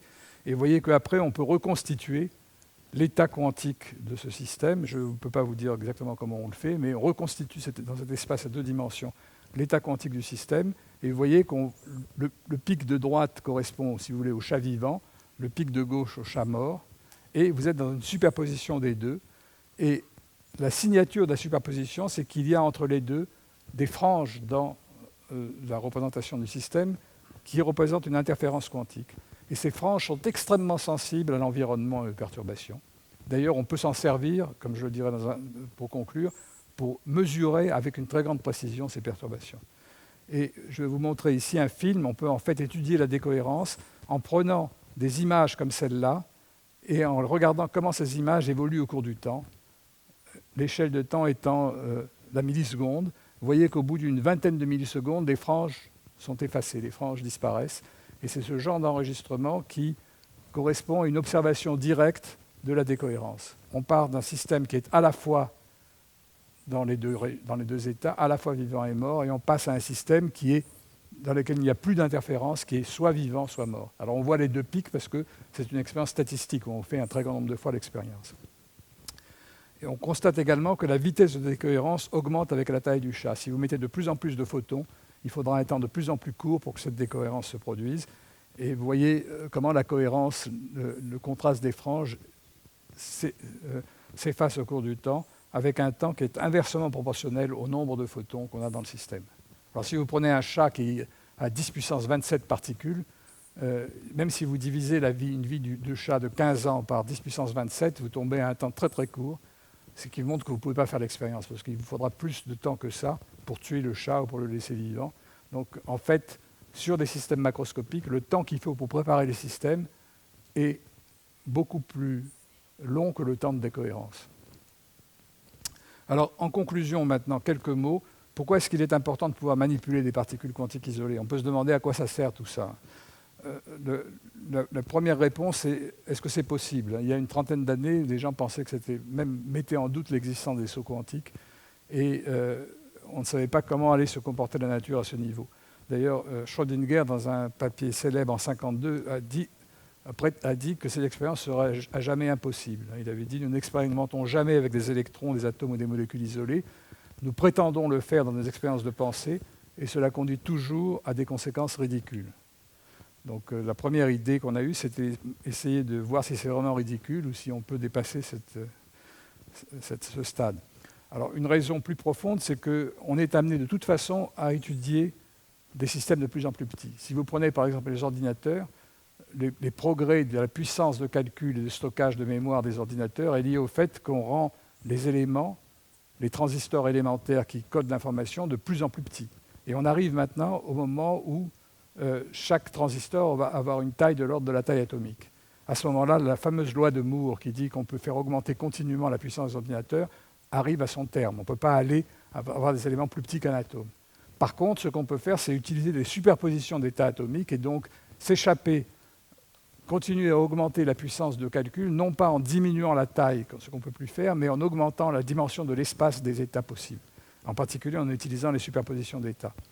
Donc la physique quantique rend un grand nombre d'états accessibles pour des applications possibles, le calcul quantique, la communication quantique, la métrologie quantique, par exemple les interférences de Schrödinger permettent des mesures ultra précises de petits champs électriques et magnétiques. On fait des expériences comme ça dans mon groupe, mais je n'ai pas le temps d'en parler. Alors, quelles sont les applications possibles? Des ordinateurs plus puissants ou des simulateurs quantiques dans lesquels on fabrique des systèmes artificiels, dans lesquels on laisse les atomes interagir entre eux pour essayer de voir si on ne fait pas apparaître de nouvelles phases de la matière. Communication secrète, la cryptographie quantique dont j'ai déjà parlé, et des mesures plus précises, métrologie quantique, en particulier celle des horloges atomiques. Alors, je recite les travaux en particulier de Dave Wineland, où il a fabriqué une horloge qui a une précision de l'ordre de la seconde sur l'âge de l'univers, avec laquelle on peut voir des effets de relativité générale. Si on monte ou on descend cette horloge de quelques centimètres dans le champ de gravitation terrestre, on voit qu'elle change, le rythme de ces oscillations change, et donc on peut faire des progrès considérables pour améliorer le GPS ou pour faire de la géophysique. On peut également développer des expériences analogues avec des atomes artificiels. On peut faire des petits circuits supraconducteurs qu'on couple entre eux. Chaque circuit possède des niveaux discrets d'énergie et on peut fabriquer avec ces circuits le même type de physique que celle que je vous ai décrite. Et c'est un domaine de la physique qui se développe considérablement maintenant. Alors, je vais terminer par l'ordinateur. Qu'est-ce que ce serait qu'un ordinateur quantique? Ce serait un espèce de super chat Schrödinger dans lequel l'ordinateur évoluerait en parallèle sur plusieurs trajectoires possibles, c'est-à-dire plusieurs calculs en parallèle, et on ferait interférer les sorties de façon à obtenir le résultat qu'on cherche. Alors, ces ordinateurs exploitent les superpositions d'états et l'intrication dans un ensemble d'atomes réels ou artificiels, mais le grand ennemi, c'est la décohérence. Il faut trouver des moyens pour contrôler, limiter, et surtout contrôler et corriger la décohérence. Donc, il y a actuellement des expériences de démonstration avec des petits ensembles de qubits qui sont en cours, mais on est encore très loin du compte. Donc, en conclusion, je voudrais dire que quand on nous demande où est-ce que toute cette physique va, on peut dire très largement on ne sait pas où elle va. Il est très difficile de faire des prédictions, et en particulier, on peut se souvenir, si on veut rester modeste et prudent, des cartes postales de 1900. Si on nous demandait maintenant de prévoir les technologies de l'an 2100, je pense qu'on aurait à peu près les mêmes problèmes.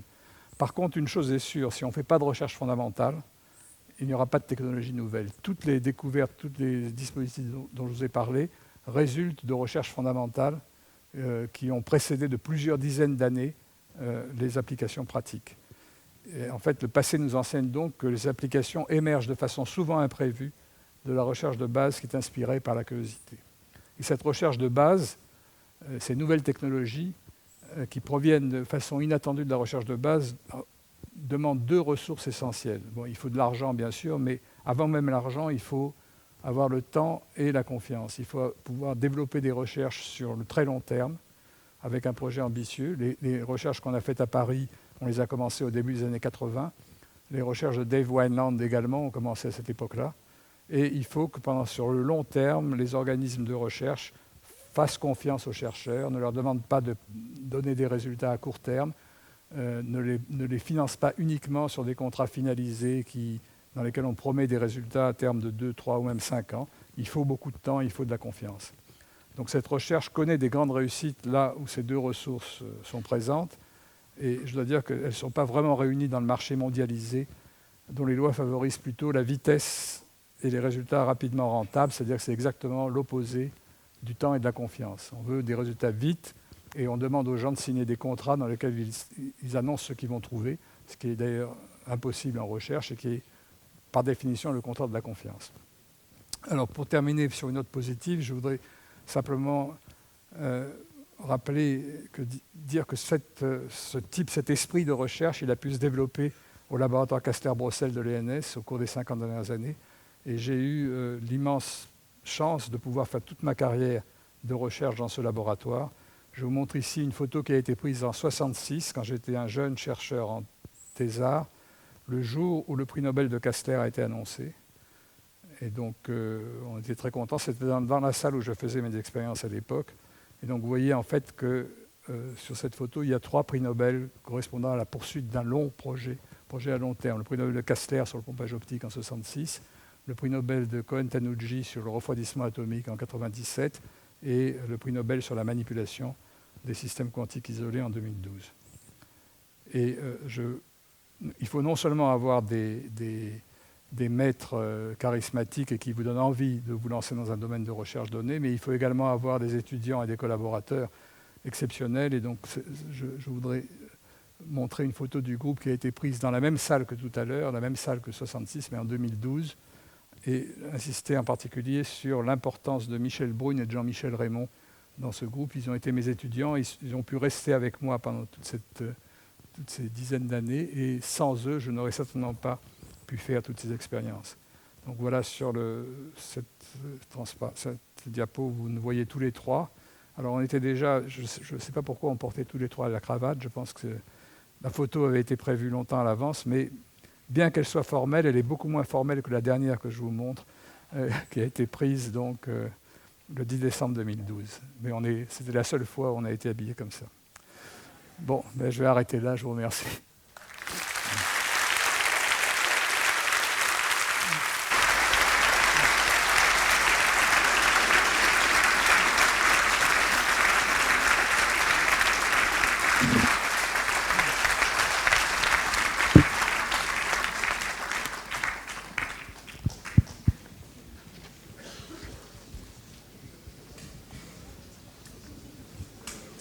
Donc on va avoir le temps pour quelques questions, s'il y a des questions dans la salle.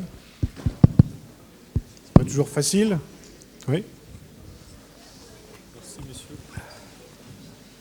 messieurs. J'ai une question concernant le rayonnement cosmique, qui est apparu un peu après le Big Bang. Ouais. Comment est-il possible d'encore arriver à le recevoir, alors que normalement il devrait être plus éloigné que toutes les projections de matière, puisqu'il va à la vitesse de la lumière?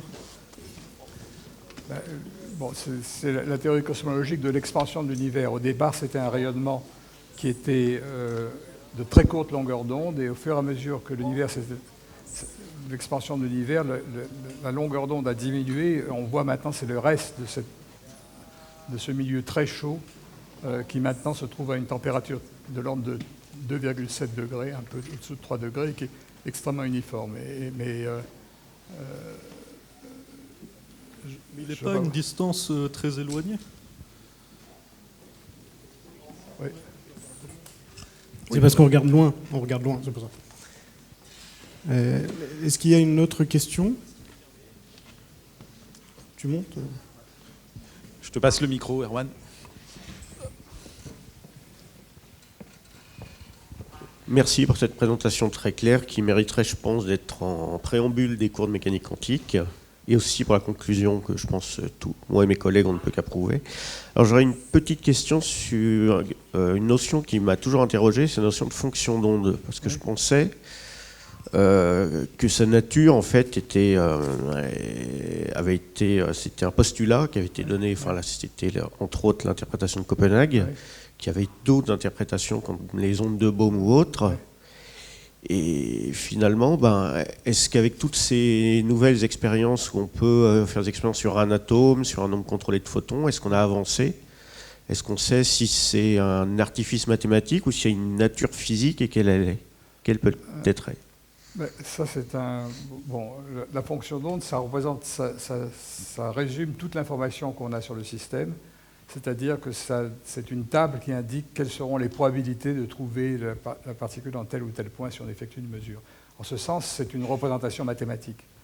Et c'est une représentation mathématique dans une autre façon de le voir, c'est-à-dire que si je vous donne un système qui a une fonction d'onde donnée, un seul système, une seule réalisation d'un système qui a une fonction d'onde donnée, vous serez incapable de la trouver, cette fonction d'onde. La seule façon de reconstituer une fonction d'onde, c'est d'avoir un très grand nombre de systèmes identiques et de faire des mesures statistiques.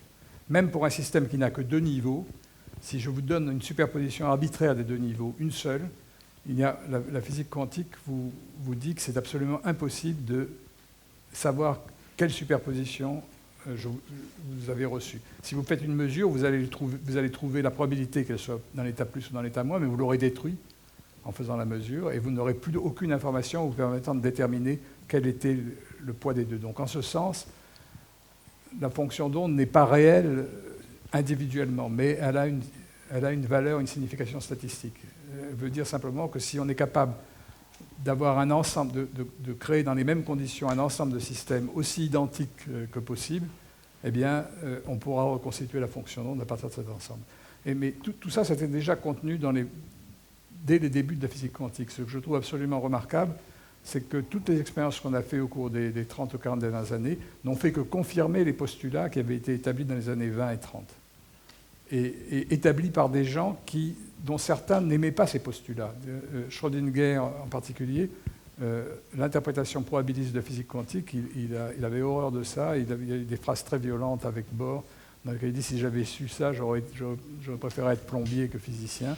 Et il y a eu des échanges extrêmement violents entre Bohr et Schrödinger, mais néanmoins, les physiciens, même s'ils n'aimaient pas ça psychologiquement, étaient obligés d'accepter ces idées, et elles restent encore valables aujourd'hui. Alors ça ne veut pas dire qu'on ne va pas les dépasser un jour. On ne peut pas dire en physique, en science en général, qu'une théorie est vraie.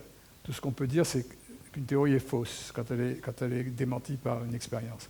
Pour l'instant, la physique quantique n'est pas fausse parce qu'aucune expérience n'est arrivée à démentir ces postulats. Bonjour et merci pour votre présentation. Oui. Je suis ici. Ici. Oui, pardon. Est-ce que vous pourriez nous donner votre avis sur l'interprétation d'Everett ? Oui. Et en particulier, je me pose une question, est-ce qu'il serait possible d'imaginer une expérience qui permettrait de valider cette interprétation ? C'est-à-dire une expérience où l'interprétation d'Everett donnerait une prévision différente de celle de l'interprétation habituelle de la mécanique quantique ? Oui, alors, bon, pour ceux qui ne sont pas au courant, l'interprétation d'Everett, c'est l'interprétation des mondes multiples, des univers multiples, qui consiste à dire que chaque fois qu'on fait une expérience et qu'on obtient un résultat, dans un autre univers, l'autre résultat est obtenu. C'est-à-dire qu'à chaque expérience, l'univers se décompose en branches successives. Et donc, par exemple, vous faites une expérience, vous voyez un résultat, ça veut dire que dans un autre univers, un double de vous-même voit l'autre résultat, et tout ça se branche de façon indéfinie. Alors ça donne le vertige tout de suite, parce que vous imaginez le nombre d'interactions quantiques dans l'univers, et si à chaque interaction, on se branche dans des univers différents, c'est pas très économique comme façon de voir l'univers, mais il y a une façon astucieuse de présenter ça qui fait que ça ne contredit en rien les postulats de l'école de Copenhague. Donc je pense que la réponse à votre question, c'est que non. En fait, c'est suffisamment vague pour qu'on puisse, ça contienne tous les postulats. Simplement, ça donne une interprétation vertigineuse à tout cela, mais je ne connais pas d'expérience qui permettrait de mettre ça en évidence, et surtout qui constituerait une différence entre cette interprétation et l'interprétation de Copenhague. Est-ce qu'il y a une autre question ? Non. Moi, j'avais une question... je suis là. J'avais une question un peu générale sur les technologies quantiques. Oui. Et les traitements de l'information en général. Oui. On utilise beaucoup des systèmes binaires. Oui. Des systèmes à 2 états. Ouais. Pourquoi est-ce qu'il n'y a pas... vous avez montré le cas des systèmes à 30 atomes. Pourquoi est-ce qu'il n'y a pas... On ne pousse pas les études vers l'étude de systèmes à plusieurs états ? On peut... Bon, il y a eu je pense qu'il y a eu des propositions de faire ça avec des systèmes à 3 états et d'intriquer des systèmes à 3 états entre eux. Le nombre d'états dépend de la façon dont vous définissez le système. Par exemple, si vous prenez 30 atomes à 2 états, ça fait 2 puissance 30 états. Simplement, les opérations élémentaires de porte, elles sont en général décrites entre 2 bits 0, 1. Donc, le système élémentaire est un système dans lequel l'information est portée en système binaire par des systèmes à 2 états. Mais on pourrait imaginer généraliser ça, mais c'est déjà assez compliqué. Et le vrai problème, c'est la cohérence quantique. Et le même problème se posera si on prend des systèmes plus compliqués que les systèmes à 2 états. La grosse difficulté, c'est qu'il faut absolument éviter la décohérence, il faut éviter la perte d'informations dans l'environnement. C'est-à-dire qu'il faut en fait, la façon dont c'est fait, c'est ce qu'on appelle les codes correcteurs d'erreurs quantiques, dans lesquels on code une information, une superposition de 0 et de 1, non pas dans un seul bit, mais dans un ensemble de bits intriqués. Et donc, si on voit que la décohérence se produit, on peut corriger en se servant en fait, de la redondance, un peu comme pour les ordinateurs classiques, à ceci près que c'est beaucoup plus subtil parce que c'est de l'intrication qu'il faut exploiter et non pas simplement la redondance statistique. Mais on est très loin de rendre ça, d'avoir un véritable ordinateur quantique. Par contre, la simulation quantique, dont je n'ai pas eu le temps de parler, c'est quelque chose qui existe déjà. Ça consiste à mettre un nombre limité d'atomes dans un réseau, les maintenir dans un réseau à l'aide de lasers, un réseau optique. Et dès que le nombre d'atomes dépasse la cinquantaine, 40 ou 50, on se retrouve avec 2 puissance 40 ou 2 puissance 50 états, et aucun ordinateur classique ne peut, à l'aide de l'équation de Schrödinger, calculer ce qui va se passer, parce que ça dépasse les capacités de calcul. Par contre, on peut le voir si on détecte, si on est capable de mesurer l'état de chacun des atomes de ce réseau. Et donc on espère, par cette simulation quantique, de découvrir des phases nouvelles de la matière qui pourraient exister dans certaines conditions et qui pourraient être utiles pour certaines applications technologiques. Donc je pense que la simulation quantique qui fonctionne déjà constitue certainement quelque chose de plus réaliste que l'ordinateur quantique qui peut-être sous la forme où on l'imagine maintenant n'existera jamais. Parce que si on n'est pas capable de contrôler suffisamment bien la décohérence, on n'y arrivera pas.